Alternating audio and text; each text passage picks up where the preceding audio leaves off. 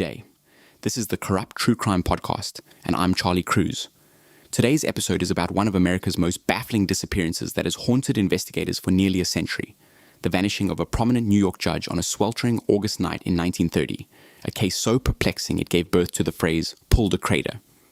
We're diving into why scientists have decided to take a fresh look at the Judge Crater mystery, using modern technology and new evidence that could finally solve what happened to the man who simply stepped into a taxi and vanished into thin air. Judge Crater, the perfect disappearance. August something, the height of summer in New York City. A 41-year-old judge finishes dinner at a chop house in Manhattan's Theater District, waves goodbye to his companions, and steps into a taxi heading west on 45th Street. He's carrying $5,000 in cash. That's 90 grand in today's money, and 2 briefcases stuffed with documents. The taxi drives off into the night. The judge is never seen again. Not his body, not his briefcases, not a single trace. He vanishes so completely that his name becomes American slang for disappearing. To this day, if someone vanishes without explanation, we say they pulled a crater. But here's the question that's haunted investigators for nearly a century. Did Judge Joseph Force Crater orchestrate the perfect escape, or did someone orchestrate the perfect crime? Now, you've got to understand something about New York in the summer of Prohibition. The city was a powder keg of corruption, bootlegging, and political machines grinding away in back rooms. And right in the middle of it sat Tammany Hall, the democratic political machine that basically ran Manhattan like a criminal enterprise wearing a suit and tie. They controlled judgeships, police appointments, construction contracts. Everything had a price. Everything could be bought. And Joseph Crater, he knew exactly how the game worked because he'd paid to play it. Crater was what you'd call a golden boy on the surface. Columbia Law School graduate, successful attorney, respected legal mind. But scratch that surface and you'd find something considerably more interesting. He'd recently purchased his seat on the New York Supreme Court. Not through merit, mind you, but through a $22,000 payment to the right people. Perfectly corrupt. Perfectly normal for Tammany Hall operations. The man lived a double life with remarkable efficiency. By day, black robes and legal gravitas. By night, Broadway shows, speakeasies, and showgirls. Multiple showgirls, actually. His wife Stella knew about the late nights, but perhaps not the full extent of his extracurricular activities. The marriage was comfortable in that way. Marriages become when both parties develop selective vision. But Crater had a problem, or rather, multiple problems converging at precisely the wrong moment. He was connected to corrupt dealings that were starting to attract the wrong kind of attention. His appointment to the bench was being questioned. His finances were complicated. And rumor had it, though this was never confirmed, that he possessed information about Tammany Hall operations that certain people would very much prefer remained private. Here's where the story gets properly strange. Early in the summer, Crater and his wife took a vacation up to their cabin in Maine. Nice, quiet, away from the city's heat and chaos. Then suddenly, without explanation, Crater announces he's got urgent business back in Manhattan, has to return immediately, can't wait. He leaves Stella at the cabin and catches a train back to the city. For the next 2 days, he locks himself in his courthouse chambers and systematically goes through his files, sorting, removing documents, filling briefcases. His staff notices this is unusual behavior, but nobody questions a judge. Whatever he's doing, he's being methodical about it, meticulous, like a man who knows exactly what needs to disappear. Then the financial transactions begin. He withdraws $5,000 from multiple bank accounts, not all at once, which might attract attention, but in careful increments. He cashes checks. He sells stocks. He's converting everything to liquid assets and untraceable cash. Check this out. On his final day, he attends a Broadway show called Dancing Partner in the afternoon. Then he has dinner at Billy Haas's chop house with his lawyer friend William Klein and a showgirl whose company he apparently enjoyed. They have a pleasant meal. Crater seems perfectly normal, maybe even cheerful. Around 9:15 in the evening, Crater stands up from the table. He tells his companions he's going to catch another show. Now, here's a detail that investigators would obsess over later. He dismisses them, tells them not to accompany him. He wants to go alone. He walks out onto West 45th Street, right in the heart of Manhattan's Theater District. People everywhere. Taxis flowing past. The city in full swing. He raises his hand, hails a cab, and climbs inside. And that's it. That's where Joseph Force Crater's documented life ends. The taxi drives away heading west, and the judge might as well have dissolved into smoke. Building a new product? Tammany Labs takes you from napkin sketch to the App Store. Trusted by Fortune 500s for quality, security, and speed. Book your free strategy session at tammez.ai.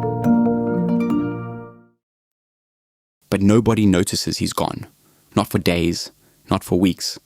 The court is in summer recess. His wife is still in Maine, assuming he's busy with legal matters. His colleagues figure he's taken time off. It's the perfect window for a disappearance. August 16th rolls around 10 days after the Chop House dinner, and Crater fails to appear for the opening of courts. That's when his political allies start getting nervous. They conduct a quiet search. Very quiet. No police involved yet. They're hoping this is just Joseph being Joseph. Maybe off with a showgirl somewhere. Maybe drunk in some speakeasy. Maybe dealing with his conscience at another cabin. But as the search continues privately, they start finding things that don't add up. They check his apartment and discover it's been cleaned. Thoroughly. Professionally. All his personal papers. Gone. His financial records. Missing. Those briefcases full of documents he removed from his chambers. Nowhere to be found. The $5,000 in cash? Vanished with him. His wife Stella finally returns from Maine on August 25th, nearly 3 weeks after he disappeared, and still doesn't report him missing. Think about that. Your husband vanishes and you wait weeks to tell anyone. Later, she'd claim she thought he'd turn up, that he'd done this sort of thing before, disappearing for days. But investigators wondered if maybe she knew more than she was saying. When the disappearance finally goes public in October, it explodes across every newspaper in America. A judge, vanished, from Manhattan, with thousands in cash, possibly connected to showgirls and corruption. The NYPD launches one of the largest missing person investigations in history. Hundreds of detectives, thousands of man-hours. They interview over 300 witnesses. They search every location in the 5 boroughs. They dredge rivers. They check construction sites. At the time, half of Manhattan seemed to be under construction. They chase leads from coast to coast. Crater sightings pop up everywhere. Someone sees him in San Francisco. No, that's him in Chicago. Wait, definitely spotted in Atlantic City. Every lead evaporates like morning fog. The taxi driver who picked him up that night? Never found. Despite massive publicity, despite rewards offered, despite newspapers running the story for months, the cabbie never comes forward. Either he didn't exist in any official capacity, or someone made sure he'd never talk. A grand jury convenes to investigate. They find nothing actionable, no evidence. The man simply ceased to exist at 9:15 on a summer evening in the most crowded part of Manhattan. Here's where it gets even more peculiar. Months after the disappearance, Stella Crater suddenly discovers a note in their apartment, a note she swears wasn't there before, written in Joseph's handwriting. "I'm very weary. Love, Joe." Investigators immediately suspect she wrote it herself. The timing is too convenient, the discovery too theatrical, but they can't prove it's a forgery, and she sticks to her story. Theories multiply like rabbits. Theory 1. Crater fled to escape corruption charges and started a new life. The preparation certainly suggests planning, the financial withdrawals, the document removal, the timing during his wife's absence. Maybe he had a showgirl accomplice. Maybe there's a judge living under an assumed name somewhere, laughing at the whole affair. Theory 2. Tammany Hall had him eliminated. He knew too much, had too many files, was becoming a liability. They arranged it professionally, grabbed him from that taxi, or had the taxi driver in their pocket, disposed of the body where it would never be found, cleaned his apartment of anything incriminating. A political action disguised as a disappearance. Theory 3. A jealous husband or boyfriend of one of his showgirl companions finally had enough and arranged something permanent. Theory 4. He had gambling debts or mob connections that went sour. Prohibition-era New York was full of criminal enterprises that knew how to make people disappear. The investigation continues for years. The case file grows to thousands of pages. Every conceivable angle gets explored. Nothing sticks. Nothing resolves. The brilliant investigators of the NYPD can't find a single thread to pull. After 7 years, the court declares Joseph Crater legally dead. His wife collects insurance. Life moves on. But the mystery doesn't fade. It grows. It becomes legend. To pull a crater enters the American lexicon. The case appears in detective magazines, crime books, radio programs. Decades pass. Everyone involved dies. Stellar Crater eventually passes away. The Tammany Hall machine collapses under its own corruption. New York transforms. But the question remains unanswered. Then, in 2005, 75 years after the disappearance, an envelope surfaces. A woman named Stella Ferrucci Good dies in Queens and leaves instructions for a letter to be opened after her death. In it, she claims her husband and several others harmed Judge Crater on behalf of Tammany Hall and buried his body beneath a sidewalk in Coney Island. Police investigate. They bring ground-penetrating radar. They're ready to finally solve the most famous cold case in New York history. They find nothing. The lead goes nowhere. Maybe she was mistaken. Maybe she was seeking attention from beyond the grave. Maybe the body was moved decades ago during construction. The case remains officially open. Technically, you could still call the NYPD with information about Judge Crater's disappearance.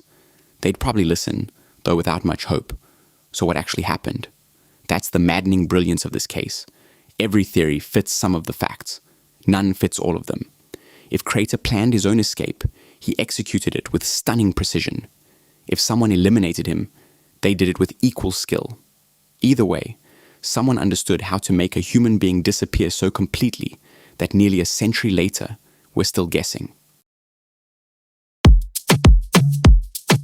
Oh, hey, friend. Do you like what you're hearing? Now you can have a ridiculously amazing podcast, too. Check out holler.studio to get yourself one today. What we're left with is the perfect unsolved mystery. No body, no weapon, no crime scene, no suspects, no evidence, just absence where a man used to be. And here's what makes this haunting. Somewhere under New York, beneath a building, under a highway, in a foundation poured decades ago, Joseph Crater's body might be resting. Or maybe he lived out his years in California under a different name, watching his own legend grow. Or maybe something else entirely happened that nobody ever imagined. The case changed how missing persons investigations work. It demonstrated the critical importance of immediate reporting rather than waiting weeks for political allies to conduct quiet searches. It showed how corruption creates cover-up opportunities. It revealed how easily someone can vanish when the right people want them gone, or want to enable their disappearance. Judge Crater achieved a kind of immortality through absence. His name is remembered when hundreds of more accomplished judges are forgotten. He became the most mysterious disappearance in New York, the man who stepped into a taxi and stepped out of existence. The perfect disappearing act, whether by choice or by force, we'll never know. And that's the intriguing bit, isn't it? Somewhere, somehow, someone pulled off either the perfect escape or the perfect crime. They did it in plain sight, in the middle of Manhattan, and left absolutely nothing behind but questions. Complete success. The kind of precision that's almost admirable if it weren't so unsettling. Because in the end, the only thing we know for certain is that on a summer evening during the height of Prohibition, a corrupt judge with secrets and cash and 2 briefcases full of documents climbed into a taxi heading west and vanished into American legend. Everything else is speculation. And that absence, that perfect void where answers should be, might be the most intriguing part of all. The thing about brilliant schemes is that they are seldom brilliant enough, and no matter how clever you are, the house almost always wins. Now, if you enjoyed our show, tap that follow button and 5 stars in our ratings. Catch you next time.